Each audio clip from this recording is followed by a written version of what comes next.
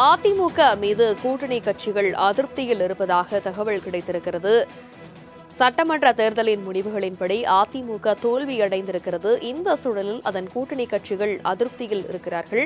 அதற்குறித்தான அண்மை செய்தியை பார்த்து வருகிறோம். கூட்டணிக்காக உண்மையாக உழைத்தும் பாமகவின் வெற்றிக்கு அதிமுக உழைக்கவில்லை என கடும் கோபத்தில் இருப்பதாக தகவல் வெளியாக இருக்கிறது. முக்கிய செய்தியாக பார்க்கிறோம். பாமக போட்டியிட்டு பெரும்பாலான தொகுதிகளில் அதிமுகவின் வாக்குகள் கிடைக்கவில்லை என நிர்வாகிகள் அதிருப்தி தெரிவித்திருக்கிறார்கள். விவரங்களை செய்தியாளர் ராஜேஷ் விவரிக்க கேட்கலாம். வணக்கம் ராஜேஷ். அதிமுக மீது கூட்டணி கட்சிகள் அதிருப்தியில் இருப்பதாக தகவல் கிடைத்திருக்கிறது. இவர்கள் கூட்டணி மாறுவதற்கான வாய்ப்பு ஏதேனும் இருக்கிறதா? வணக்கம். 2026 சட்டமன்ற தேர்தலுக்கான வாக்கு பதிவாகி இருந்த அந்த வாக்குகள் எண்ணப்பட்டு முடிவுகள் அறிவிக்கப்பட்டிருக்கக்கூடிய சூழ்நிலையில் இந்த 2026 சட்டமன்ற தேர்தல் என்பது பல வினோதங்களை அடங்கியதாக இருக்கிறது.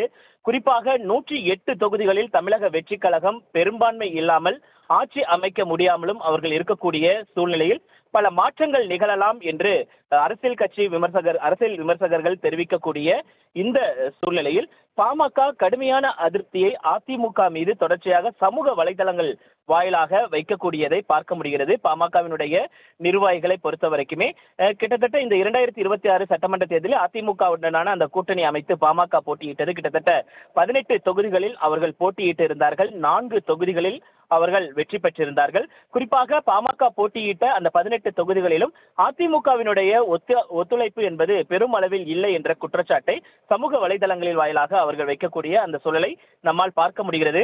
45 தொகுதிகள் வரைக்கும் அதிமுக வென்றிருக்கிறது என்றால் அது பாமகவினுடைய கோட்டையாக இருக்கக்கூடிய வட தமிழகமாக இருக்கட்டும், சேலம், தர்மபுரி போன்ற இடங்களில் அவர்கள் வென்றிருக்கிறார்கள். ஆனால் அதே அளவிற்கான உழைப்பை பாமகவினர் கொடுத்த அளவிற்கான உழைப்பை அதிமுகவினர் கொடுக்கவில்லை என்ற குற்றச்சாட்டை சமூக வலைதளங்கள் வாயிலாக வைத்திருக்கிறார்கள். அதே போல அம்மா மக்கள் முன்னேற்ற கழகமும் கழகத்தை சேர்ந்த நிர்வாகிகளுக்கும் அந்த நெருடல் என்பது ஏற்பட்டிருக்கிறது. அவர்களும் தங்களுடைய சமூக வலைதளங்கள் வாயிலாக அதிமுகவின் வாக்குகள் எங்கே என்று தாங்கள் போட்டியிட்ட தொகுதிகளில் அதிமுகவினுடைய வாக்குகள் சரியாக விழவில்லை என்று அவர்கள் குறிப்பிட்டு